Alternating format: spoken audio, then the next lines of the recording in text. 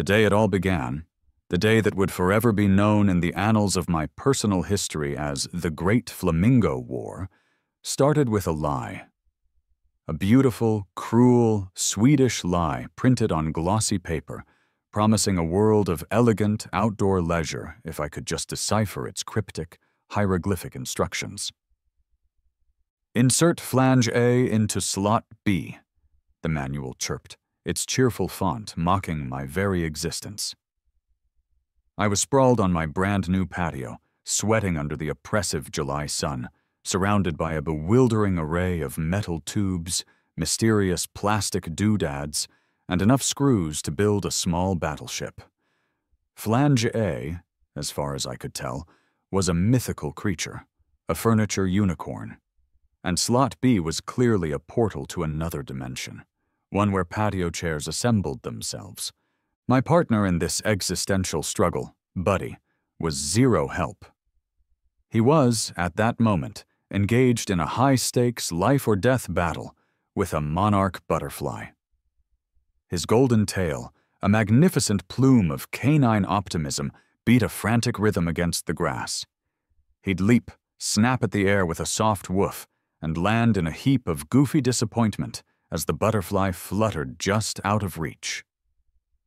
He was the picture of blissful ignorance, a furry, four-legged embodiment of the no thoughts, just vibes mantra. And I envied him for it. You see, Buddy isn't just a dog. He's my co-pilot, my wingman, my furry, slobber-producing anti-freak-out machine. I'm a graphic designer, which is a polite way of saying I get paid to argue with clients about why their logo shouldn't be a blurry picture of their cat. It's a job that comes with a certain level of stress.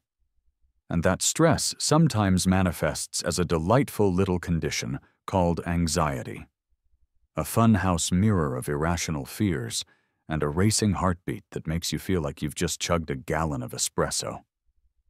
That's where Buddy comes in. He's a certified service dog, a graduate of the prestigious Sit, Stay, and Stop Your Human from Spiraling into a Vortex of Existential Dread Academy. He can sense a panic attack from a mile away and will immediately deploy emergency cuddles, a tactical nuzzling maneuver that has an 87% success rate of lowering my blood pressure. He's my anchor in the stormy sea of my own neurotic brain. We'd moved into this neighborhood, this idyllic slice of suburban paradise, about 3 months ago. It had all the classic trappings: manicured lawns, identical-looking houses, and a palpable sense of quiet desperation. And at the heart of it all, the pulsating, tyrannical core of this perfectly curated universe was the Homeowners Association. And its queen, its iron-fisted ruler, was Brenda. Brenda lived 2 doors down, in a house that was so beige it was practically invisible. She was a woman in her late 50s, with a helmet of blonde hair that looked like it could withstand a hurricane, and a wardrobe that consisted exclusively of pastel-colored pantsuits. She patrolled the neighborhood with a clipboard and a measuring tape, a self-appointed guardian of suburban mediocrity. Our relationship, if you could call it that, had gotten off to a rocky start. It began with the welcome mat. It was a simple, elegant mat that said in a tasteful, ironic font, "Go away." Brenda had left a note on my door, a passive-aggressive masterpiece written on lilac-scented stationery, informing me that my mat was unwelcoming and disruptive to the community's harmonious aesthetic. I replaced it with one that said, "Hi, I'm Matt." She was not amused. Then came the mailbox incident. The standard-issue HOA-approved mailbox was a soul-crushing shade of black that seemed to absorb all the light and joy from the world. I, in a fit of artistic rebellion, had repainted it a slightly more cheerful, and, in my opinion, far more stylish, shade of matte black. The next day, another lilac-scented missive appeared, this time with a highlighted copy of the bylaw pertaining to mailbox uniformity. Brenda was a petty tyrant, a suburban warlord whose only joy in life seemed to be crushing the spirits of her neighbors. She was the human equivalent of a pop-up ad, an unwelcome intrusion into the otherwise pleasant experience of my life. And she was about to escalate our little Cold War into a full-blown international incident. I finally managed to jam what I hoped was flange A into what might have been slot B. The chair wobbled precariously, but it was standing. Ish. I wiped the sweat from my brow and was about to declare victory when a shadow fell over me. A cold, joyless shadow. It was Brenda, and she was holding her clipboard. "Mr. Henderson," she said, her voice a low, ominous hum, like a refrigerator on the fritz. "We need to talk." I shielded my eyes from the sun and squinted up at her. She was wearing a mint green pantsuit today, a color that did absolutely nothing for her sallow complexion. Buddy, sensing a disturbance in the force, trotted over and sat at my feet, his tail giving a tentative thump-thump against the grass. "Brenda," I said with a weary sigh, "to what do I owe this pleasure?" Her eyes, small and beady like a bird's, narrowed. They weren't focused on me. They were fixed on a point just beyond my patio, a splash of vibrant, unapologetic pink against the muted green of my lawn. "Your lawn ornaments," she said, the words dripping with disdain. I followed her gaze to the 2 pink flamingos I had planted in my front yard just that morning. They were magnificent, a glorious tribute to kitsch and poor taste. One was leaning forward, as if pecking at an invisible worm. The other was standing tall, its plastic eyes gazing out at the world with a look of serene defiance. "Ah, yes," I said, a slow smile spreading across my face. "My guardians of suburban serenity. They're here to ward off evil spirits and people who use leaf blowers at 7 a.m. on a Saturday." A muscle in Brenda's jaw twitched. "They're in violation of Section 4, Subsection B, Paragraph 3 of the HOA bylaws," she recited, her voice a monotonous drone. "All lawn decorations must be of a natural and unobtrusive character." These are neither. I stood up, brushing the grass from my knees. Buddy, ever the loyal companion, stood with me, his service dog vest glinting in the sun. The little metal tags on his vest, his official, government-issued service animal identification, clinked together softly. "Brenda," I said, my voice dripping with mock sincerity. "Are you telling me that a pair of plastic birds are a threat to the aesthetic integrity of this neighborhood? What's next? Are you going to ban garden gnomes, squirrels, unusually cheerful children?" "Don't tempt me," she hissed. Her eyes darted from the flamingos to Buddy, and a strange, calculating look came over her face. "And another thing," she said, her voice taking on a new, more insidious tone. "I've been meaning to talk to you about this." She gestured vaguely at Buddy. "This is my service dog," I said, my voice losing its playful edge. "His name is Buddy." "Yes, well," she said with a dismissive sniff, "there's been a recent proliferation of fraudulent service animals in the community. People just buying vests online and pretending they're little yapping purse dogs or medical equipment." I felt a surge of anger. "Buddy is not a purse dog. He's a highly trained professional. He has more qualifications for his job than you have for yours." Brenda's face flushed a blotchy red. "We'll see about that," she muttered. She turned to leave, her sensible orthopedic shoes crunching on the gravel path. And then, it happened. In a move so swift, so brazen, it took my breath away. She reached down, and with a flick of her wrist snagged Buddy's service dog tags from his vest. The little metal discs, his badge of honor, his passport to the world, clattered into her waiting hand. "Hey!" I yelled, taking a step forward. "What do you think you're doing?" She held them up, examining them with a suspicious squint, as if they were a piece of counterfeit currency. "I need to verify the authenticity of these," she said, her voice cool and controlled. "There's a process for this. The HOA board will need to review them." "Verify them? They're official government-issued tags. You can't just take them." A smug, triumphant smile played on her lips. "I can, and I did. It's for the good of the community. We can't have just anyone claiming their pet is a service animal. It undermines the integrity of the system." "Give me back my dog's tags, Brenda."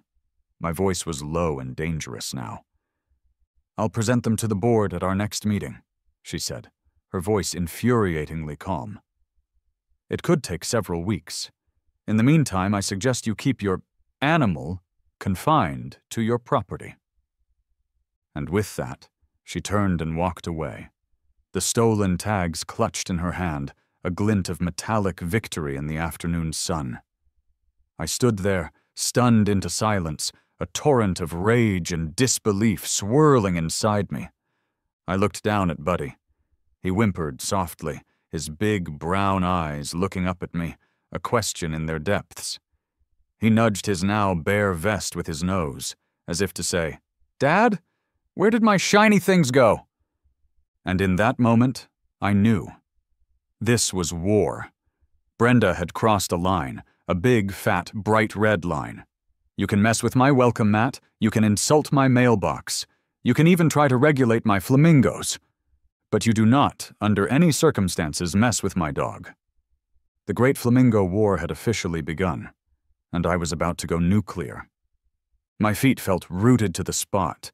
I watched Brenda's mint green pantsuit disappear into her beige house, a phantom of suburban tyranny. The air, which moments ago had been filled with the scent of cut grass and Buddy's happy panting, now felt thick with injustice.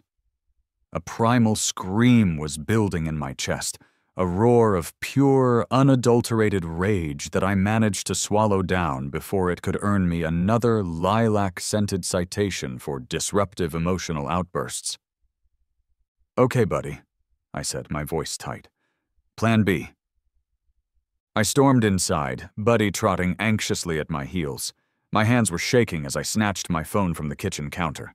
My first instinct was to call 911 to report a pantsuited menace to society, but then I imagined the dispatcher's reaction. 911, what's your emergency?" "A woman stole my dog's tags." Yeah, that wouldn't go over well. So I did the next best thing. I Googled the non-emergency number for the local police department. After navigating a labyrinthine automated menu that seemed designed to make callers give up and accept their fate, I was finally connected to a living, breathing human being. Or at least he sounded human-ish.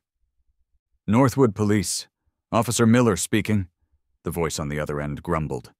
He sounded like he'd been gargling gravel and chain-smoking since the Nixon administration. "Yes, hello," I said, trying to keep my voice steady. "I'd like to report a theft." A sigh, long and weary, crackled through the phone. It was the sigh of a man who had seen it all, heard it all, and was profoundly unimpressed by all of it. "Go ahead." "Someone just stole my service dog's identification tags, right off his vest." There was a long, heavy pause. I could hear the faint sound of a television in the background, probably a daytime game show. "Sir," Officer Miller finally said, his voice dripping with condescension. "Let me get this straight. You want to file a police report for stolen dog tags?" "They're not just dog tags," I insisted, my frustration mounting. "They are official, federally protected service animal identification. It's a crime. It's like stealing a doctor's prescription pad, or a pilot's wings, or a clown's nose."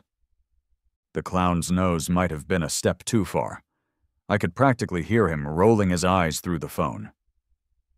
"Sir, with all due respect, it's not like stealing a clown's nose. It's not even a misdemeanor. It's a civil matter. Have you tried talking to the person who took them?" Of course I've tried talking to her. Her name is Brenda, and she's the HOA president. She's a menace, a tyrant. She's holding them hostage, demanding a board review that she says could take weeks. An HOA issue, Miller sighed, as if I'd just handed him a case file filled with unspeakable horrors. Look, son, my advice to you is to handle this through them. Write a letter. File a complaint. There's nothing we can do. We don't get involved in neighborhood squabbles. A squabble? This is grand larceny. It's a violation of the Americans with Disabilities Act. I'm pretty sure that's a federal offense. I was just throwing words out now, hoping something would stick. Is it now? He said, his voice laced with a thick layer of sarcasm. Well, you go ahead and call the FBI about your dog tags, and you let me know how that works out for you. In the meantime, I've got actual crimes to deal with. Have a nice day. The line went dead. I stared at my phone, my mouth agape. A civil matter, a neighborhood squabble. The system, the very institution designed to protect and serve, had failed me.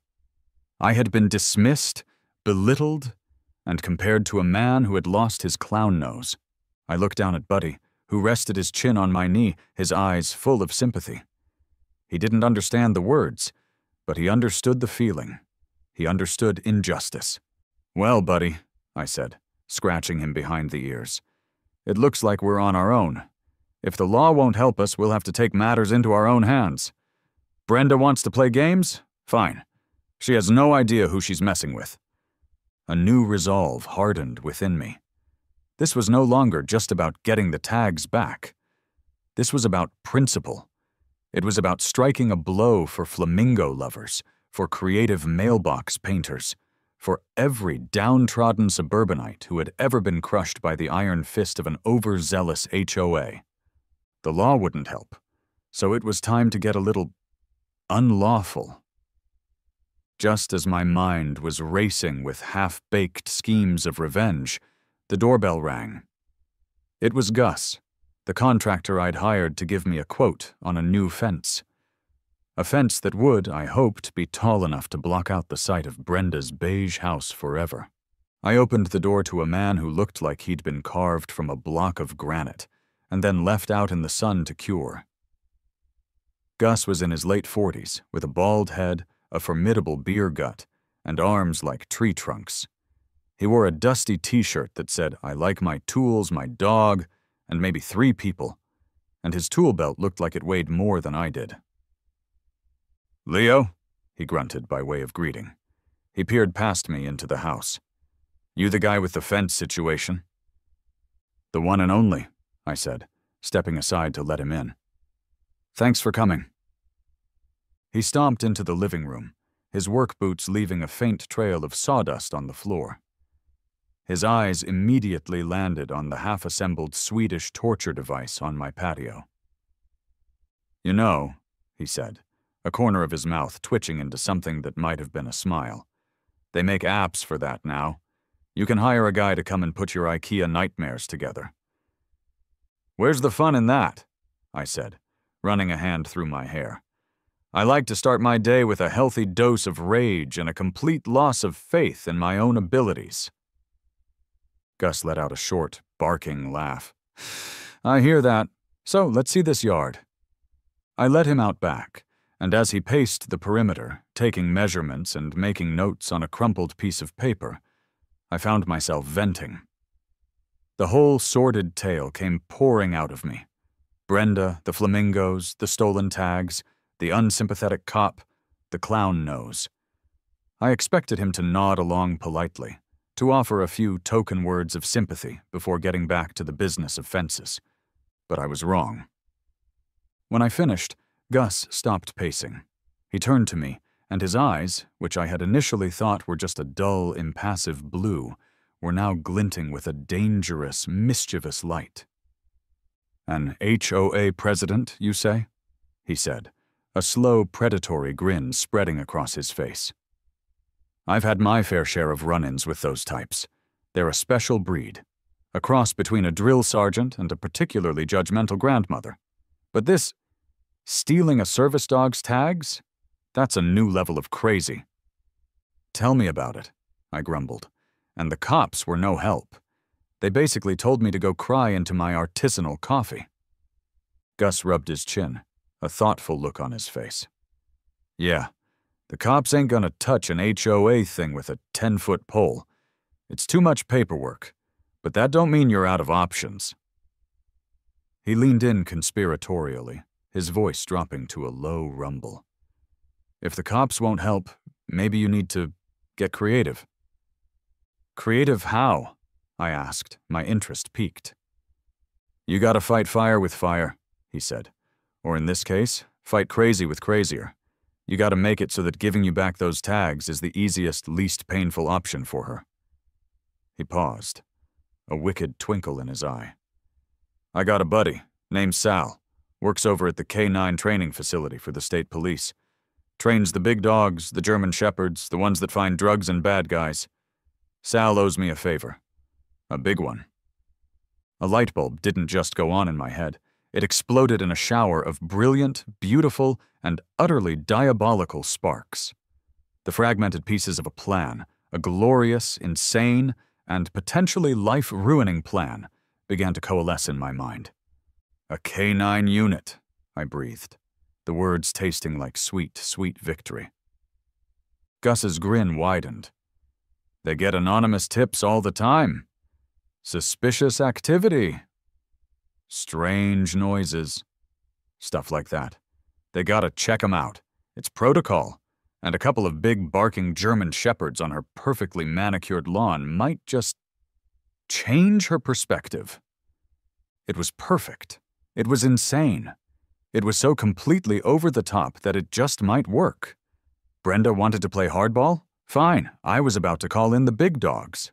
Literally. Before unleashing the hounds, however, Gus's advice echoed in my head. Make it so that giving you back those tags is the easiest, least painful option. I had to build a case. I had to create a paper trail of my own, one so meticulously documented, so absurdly professional, that it would make Brenda's clipboard look like a child's toy. That evening, I declared a state of emergency in my home office. Fueled by a potent combination of cold brew coffee and pure unadulterated spite, I transformed from a mild-mannered graphic designer into a vengeful legal scholar. I scoured the internet for legal jargon, for HOA horror stories, for anything and everything I could use to craft the ultimate weapon of passive-aggressive warfare. First, I drafted the formal complaint. It was a masterpiece of corporate doublespeak and convoluted legalese, a document so dense and intimidating it could make a seasoned lawyer weep. I addressed it to the esteemed members of the Northwood Meadows HOA Board of Directors, and CC'd everyone I could think of. The local city council, the mayor's office, the regional branch of the SPCA, and, for good measure, the local news station's investigative reporting team. The opening paragraph alone was a work of art. Be it known that on this day, July 7th, in the year of our Lord 2025, a grievous and unconscionable act was perpetrated against the undersigned resident, Leo Henderson, and his certified service animal, Buddy. The aforementioned act, hereafter referred to as the unlawful seizure of canine credentials, was carried out by the current HOA president, Miss Brenda McNally, in a flagrant and egregious violation of community standards, common decency, and, it is strongly believed, several key provisions of the Americans with Disabilities Act, ADA, of 1990. I went on to detail the incident in painstaking, melodramatic detail, referring to Buddy not as my dog, but as the aggrieved party, and my medical support companion. I included a section on emotional distress, claiming that Buddy was now suffering from a crisis of identity and had been visibly sullen and withdrawn since the loss of his badge of honor. But the letter was just the opening salvo. The real pièce de résistance was the PowerPoint presentation. I titled it simply, "A Pattern of Misconduct, an Investigation into the Tyrannical Reign of Brenda McNally." It was a 27-slide tour de force of petty revenge. Slide 1, a dramatic title slide with a stark, black and white photo of Brenda I'd sneakily taken from across the street. I'd used my graphic design skills to give it a dark, ominous filter, making her look like a villain from a film noir. Slide 4, the Great Hedge Infraction of June 25. A close-up, high-resolution photo of Brenda's prize-winning hedge. I had used a ruler. A single, errant leaf was clearly visible, extending a full half-centimeter beyond the maximum allowable height stipulated in the HOA bylaws. I had highlighted it with a bright red circle and the caption, "Rules for thee, but not for me." Slide 7, Garbage Can Gate. A time-lapsed series of photos I had taken from my office window, showing Brenda's garbage and recycling bins remaining at the curb for a shocking 2 hours and 14 minutes after the truck had passed. The bylaw, as I gleefully pointed out in a large, bold font, stated that all receptacles must be retrieved in a timely manner, not to exceed 1 1-hour post-collection. Slide 12. Unauthorized avian feeder. A zoomed-in shot of a small, discreet bird feeder hanging from a tree in Brenda's backyard, cleverly hidden from street view. I'd had to use my camera's maximum zoom to capture it. While we all appreciate our feathered friends, the slide read, Bylaw 7.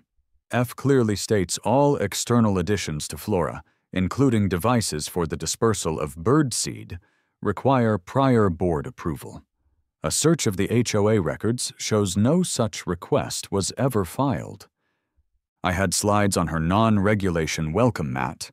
It was a boring but technically non-compliant shade of brown.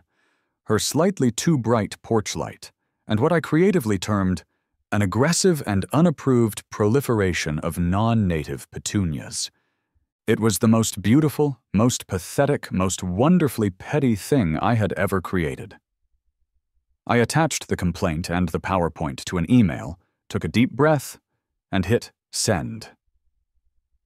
The digital bombshell had been dropped. Now I just had to wait for the fallout. The fallout came sooner and more furiously than I could have ever anticipated. The next morning, I was enjoying a cup of coffee and admiring my handiwork when I saw it. Brenda's front door flew open with such force that it slammed against her beige siding. She stormed out onto her porch, a phone pressed to her ear, her face the color of a ripe plum. She was pacing back and forth, gesticulating wildly, her mint-green pantsuit a blur of righteous fury. My email had landed. I took a long, satisfying sip of my coffee. It was the taste of sweet, sweet victory. But Brenda was not one to go down without a fight.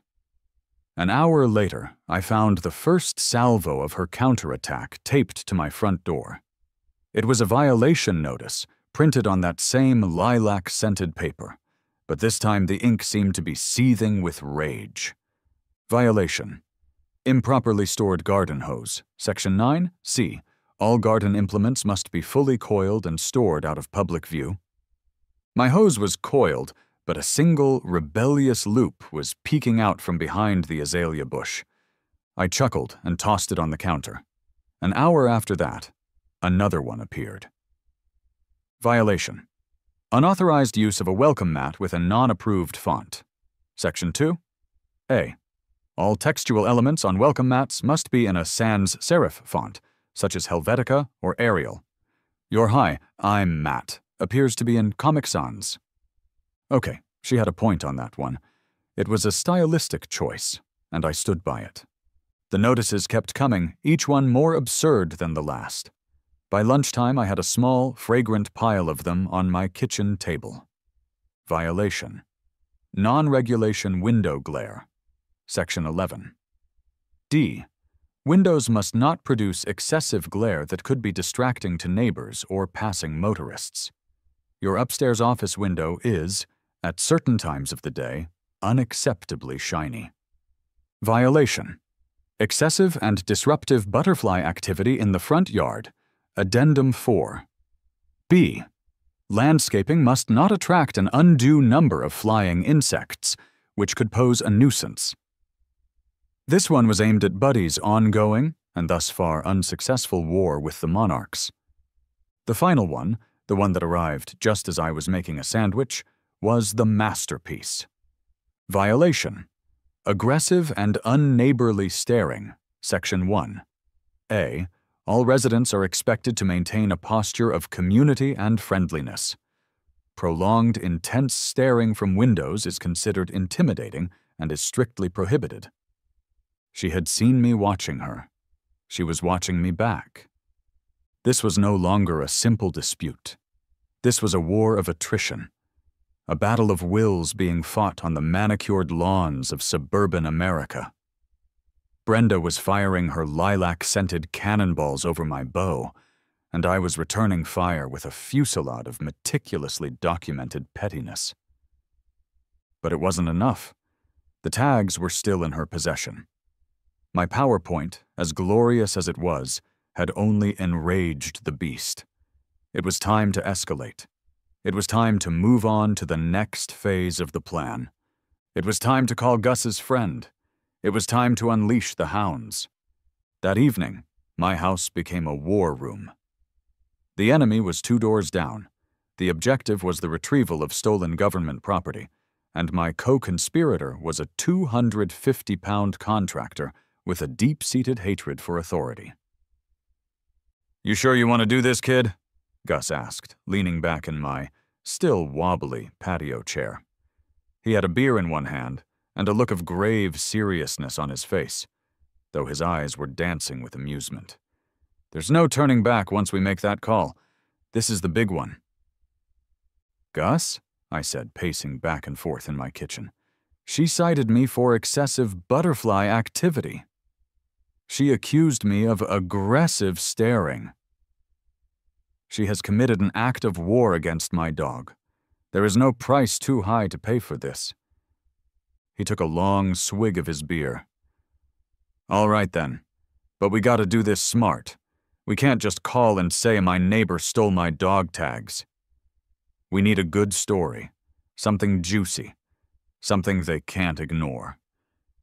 We spent the next hour brainstorming, a think tank of righteous indignation. We needed a narrative that was alarming, but not so unbelievable that it would be dismissed out of hand. "A drug lab?" I suggested. "Nah," Gus said, shaking his head. "Too cliché. Plus, they bring the DEA for that. We want the K9 unit, not guys in hazmat suits." "An illegal gambling ring?" "Too quiet. We need noise. We need animals." And that was it. That was our hook. It was plausible enough for a woman who was already embroiled in an animal-related dispute, and it was the perfect pretext for bringing in the dogs. The next step was procuring a burner phone. I felt like a spy in a B-movie as I drove to a seedy gas station on the other side of town. The phone came in a blister pack, bundled with a free car charger and an air freshener shaped like a pine tree. It was the perfect, untraceable device for our little black op. Back at my house, Gus and I rehearsed the script. I was to be the concerned neighbor. My voice disguised with a low, gravelly tone I'd been practicing all afternoon. I took a deep breath, retreated to my bedroom for maximum privacy, and dialed the K9 unit's direct tip line, a number Gus had gotten from his friend Sal. The phone rang twice before a gruff voice answered. "K9, Sergeant Reynolds. Showtime?" I dropped my voice an octave, trying to sound like a man who had seen things. "Yeah, hello?" I rasped. I'd like to report some suspicious activity." "Go ahead," the sergeant said, his voice flat and professional. "It's my neighbor, over on Elm Street, number 112. I gave Brenda's address. There's a lot of strange comings and goings, at all hours, and I've been hearing things." "What kind of things?" "Noises," I said, trying to sound genuinely spooked. "Animal noises, barking, yelping, but not normal dog sounds. It sounds like a lot of them. Too many for one house. And sometimes, I swear I heard something else. Something exotic. I let that hang in the air for a moment. I think she might be running some kind of illegal animal operation. A puppy mill, maybe, or worse. And I saw her the other day with some kind of official animal tags. But she doesn't have a new animal. I think she might have stolen them. I had delivered my lines. I held my breath, waiting for the sergeant's response. "All right, sir," he said, his voice still maddeningly neutral. "We appreciate the tip. We'll look into it." The line clicked dead. I walked back into the living room, my heart pounding. "It's done," I announced to Gus. "Now we wait," he said, a slow grin spreading across his face. "And hope they bite." The next 24 hours were the longest of my life. My living room was transformed into a command center. I had a pair of binoculars on the coffee table, next to a giant, family-sized bag of potato chips. The baby monitor I'd bought when my nephew visited was repurposed as a long-range listening device, its receiver crackling softly on the end table. Earlier that morning, under the cover of a pre-dawn gloom, I had crept across my lawn and tucked the transmitter into the dense foliage of Brenda's prize-winning rose bush, a location that offered a direct line of sight to her front door. "You got any dip for these chips?" Gus asked. He had shown up promptly at 9 a.m., ready for a full day of surveillance. "Gus, this is a highly sensitive, top-secret operation," I said, peering through my binoculars. "We don't have time for dip." There was a long pause. "It's in the fridge," I sighed, "next to the pickles." We spent the morning watching and waiting. It was agonizing. Every car that turned onto our street sent a jolt of adrenaline through me. Was this it? Was this the moment? But it was always just the mailman, or a pizza delivery guy, or one of our other, blissfully unaware, neighbors. Brenda's house was a fortress of beige inactivity. She emerged once, at 10:30, to retrieve her newspaper, her face a mask of smug satisfaction. She glanced over at my house, a tiny, triumphant smile on her lips. She thought she had won. Little did she know she was the subject of a multi-agency, if you counted me and Gus as two separate agencies, investigation. Finally, around 2 p.m., just as I was starting to lose hope, it happened. A dark blue, unmarked Ford Explorer with a K9 unit sticker on the back window cruised slowly down our street. "That's them!" I hissed, diving for the binoculars. The driver was a man with a military-style haircut and a stern, no-nonsense expression. He slowed as he passed Brenda's house, giving it a long, hard look. I could just make out the silhouette of a dog in the back. My heart pounded in my chest. This was it. The cavalry had arrived. But then, to my utter dismay, the Explorer just kept going. It turned the corner at the end of the street and disappeared. "What the hell?" I said, lowering the binoculars. "That's it? A drive-by? I was expecting a full-scale tactical assault."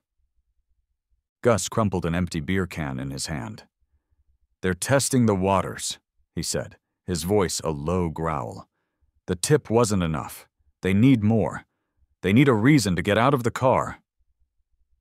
He was right. Our anonymous tip, as juicy as it was just words. We needed to give them something tangible. We needed to bait the hook. "We need evidence," I said, a new, more devious plan already forming in my mind. Gus looked at me, a wicked gleam in his eye. "That," he said, "is what I was hoping you'd say." Phase 2 of Operation K9 commenced under the cloak of darkness. At 1 a.m., dressed in black from head to toe, Gus and I crept out of my back door like a pair of low-budget cat burglars. Our target, Brenda's recycling bin. We need to give them something to find, Gus had said, his voice full of a craftsman's pride. Something that screams crazy animal lady, but with a more sinister, criminal twist. Our first stop had been the 24-hour supermarket. We had filled a cart with an assortment of carefully selected props. 30 cans of the most expensive gourmet cat food we could find, flavors like ocean whitefish and tuna pate, and duck and pheasant mousse. A half-dozen oversized, heavy-duty pet collars that looked like they could restrain a small bear. And, for the pièce de résistance, a large, empty bottle of animal tranquilizers we'd managed to procure from a surprisingly unquestioning farm supply store on the outskirts of town. Gus had told the clerk he had a very, very large and very, very angry pot-bellied pig. The clerk hadn't batted an eye. Now we were crouched behind Brenda's meticulously trimmed hedges, the recycling bin in our sights. "Ready?" I whispered, my heart hammering against my ribs. "Born ready," Gus whispered back. On his signal, we moved. We scurried across her perfect lawn, lifted the lid of the bin, and carefully, artfully arranged our evidence amongst her flattened cardboard boxes and empty milk jugs. We tucked the tranquilizer bottle deep inside, leaving just enough of the label visible to be intriguing. We scattered the cat food cans throughout, creating an impression of shocking, almost industrial-level feline consumption. Our final touch was a fake receipt I had painstakingly created on my computer. It was from a non-existent company called Exotic Animal Supplies, Inc., and listed a bulk order for 12X heavy-duty restraint harnesses and 5 gallons X industrial-strength odor neutralizer. I had crumpled it up and tucked it into one of the cat food cans. As we were about to make our escape, Gus paused. "One more thing," he said. He pulled a small, battery-operated dog whistle from his pocket. "For ambiance." He wedged it deep inside the bin and set it to emit a high-pitched, almost inaudible squeal at random intervals. We scurried back to my house, our mission accomplished. We were no longer just pranksters, we were set designers, creating a stage for the drama that was about to unfold. The next morning, I made the second call on my trusty burner phone. "K9, Sergeant Reynolds," the same gruff voice answered. "It's me again," I rasped, my voice even more gravelly than before. "About 112 Elm Street. It's getting worse. You need to check the recycling bin. It's full of evidence. And the noises. Last night I swear I heard a roar. A small, suburban roar, but a roar nonetheless." There was a pause on the other end. This time it wasn't a dismissive pause. It was a thoughtful one. "And listen," I added, playing my trump card. "You might hear a high-pitched sound. It's some kind of electronic device. She's trying to cover her tracks." "We're on our way," the sergeant said, and hung up. I looked at Gus, who was giving me a thumbs up from across the living room. The bait had been taken. The trap was set. This time there was no subtle drive-by. This time they came in force. It started with a low rumble, a sound that vibrated through the floorboards of my house. I rushed to the window, my binoculars already in hand. Coming down our quiet, sleepy street was a convoy. 2 full-sized K9 unit vans, their dark blue paint gleaming in the midday sun, followed by a standard black-and-white police cruiser. "They're here!" I breathed, my voice a mixture of terror and glee. "Gus, they're here!" Gus joined me at the window, a huge, triumphant grin on his face. "Oh, it's beautiful," he said, with the reverence of a man witnessing a masterpiece. The vans and the cruiser screeched to a halt in a perfectly synchronized maneuver, forming a semicircle around Brenda's house. Doors flew open, and officers began to emerge. 4 uniformed cops, 2 in tactical K9 vests, and leading them all, the man from the Explorer, Sergeant Reynolds. His face was set in a grim, determined line. And then the dogs came out. Two magnificent, formidable-looking German shepherds, their muscles rippling under their dark coats. They were alert, their ears perked, their intelligent eyes scanning their surroundings. They meant business. The cherry on top of this beautiful, chaotic Sunday was the man who emerged from the passenger seat of the cruiser.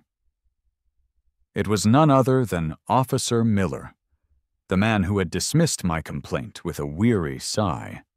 He looked profoundly annoyed, as if he had been dragged away from a particularly interesting game show to deal with the clown nose and dog tag fiasco.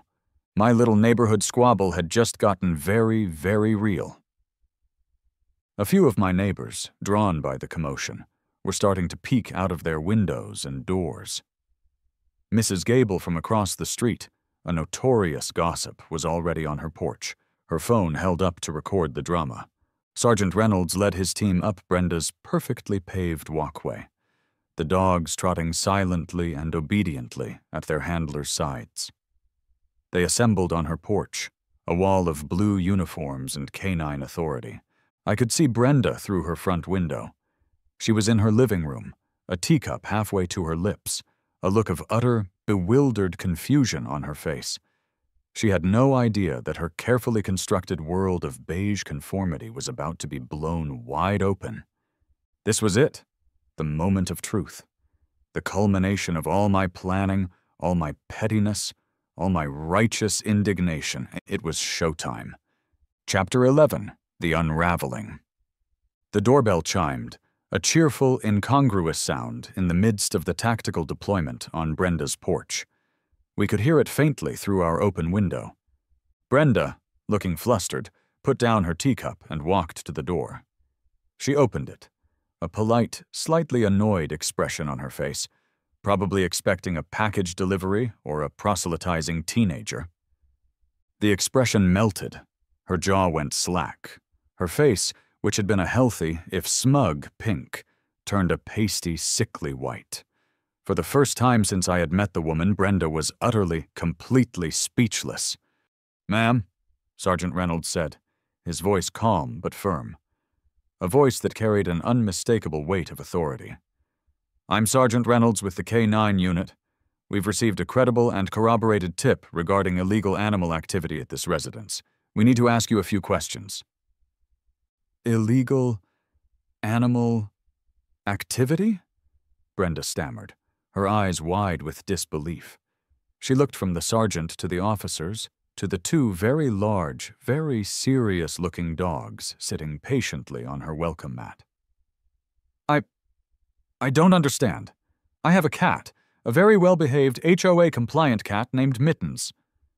"We're not here about Mittens, ma'am," the sergeant said. As he spoke, one of the dogs, a handsome German shepherd with a noble-looking face, suddenly stood up. His ears perked, and he let out a low, inquisitive woof. He started to pull at his leash, his nose to the ground, sniffing intently. "What is it, Thor?" his handler asked. Thor ignored him. He was on a scent. He trotted purposefully across the porch, straight to Brenda's prize-winning rose bush. The very same rose bush where I had planted the baby monitor. The very same rose bush where, just a few days earlier, Buddy's tags had been so brazenly stolen. Thor began to bark, a deep, booming sound that echoed through the quiet street. He pawed at the dirt, digging at the base of the bush with a frantic energy. "He's got something," the handler announced. Sergeant Reynolds walked over to the bush. Brenda watched, her face a mask of horrified confusion. "My roses!" she shrieked. "He's digging up my prize-winning roses!" The sergeant ignored her. He knelt down, and, after a moment of digging in the soft soil, his hand emerged. He stood up, and in the palm of his hand, glinting in the sunlight, were two small, familiar-looking metal discs. Buddy's tags. The sergeant held them up, letting them dangle from his fingers. The silence was deafening. Every eye on the street was on Brenda. "Ma'am," Sergeant Reynolds said. his voice now laced with an icy calm. "Can you explain what these were doing buried in your flower bed?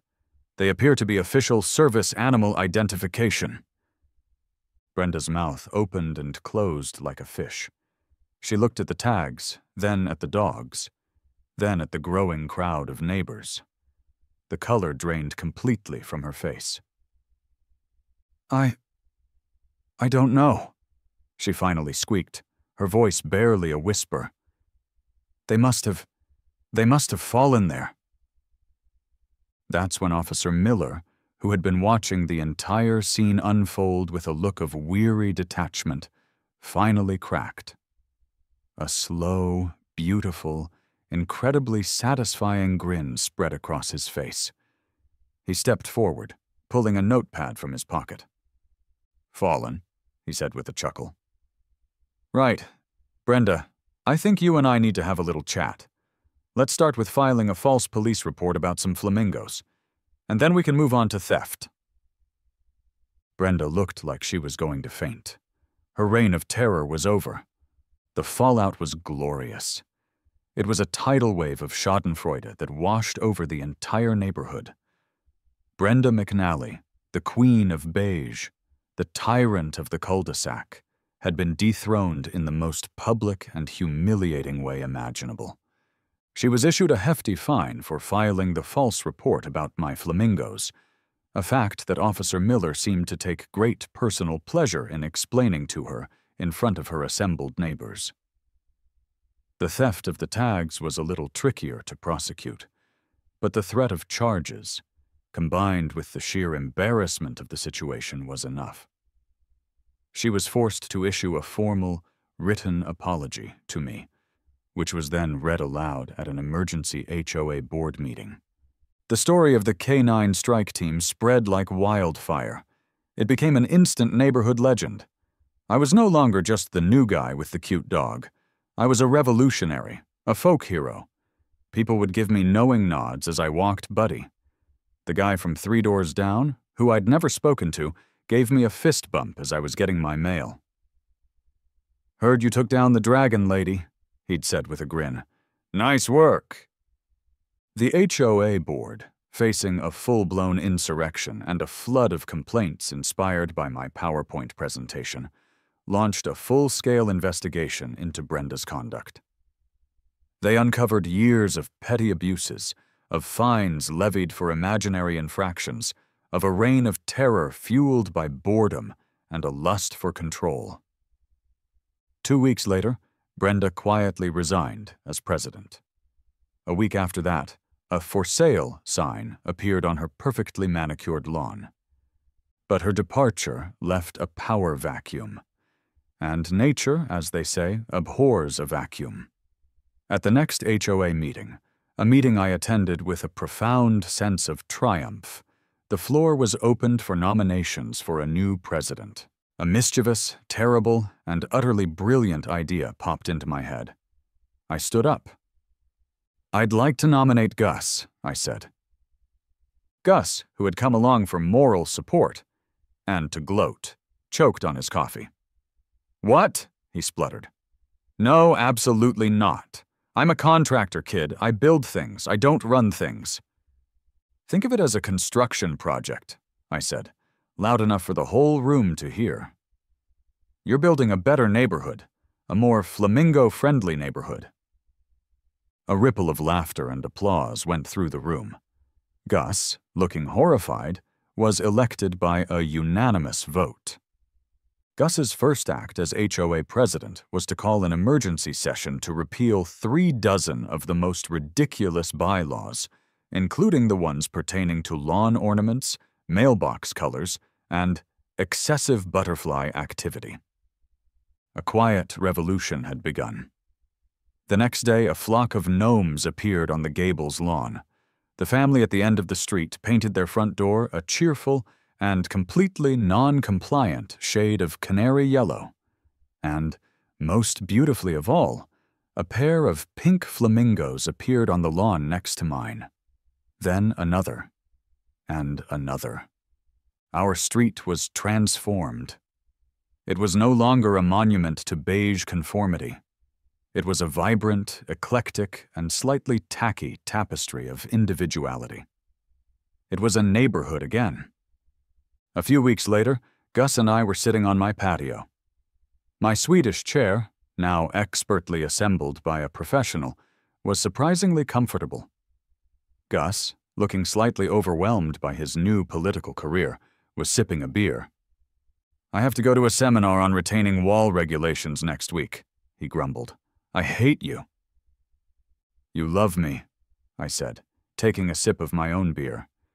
"You're a man of the people now, a beloved leader." Surrounding us, standing sentinel in my front yard, was not just 2, but a dozen pink flamingos. They were a symbol of our victory, a monument to our glorious petty war.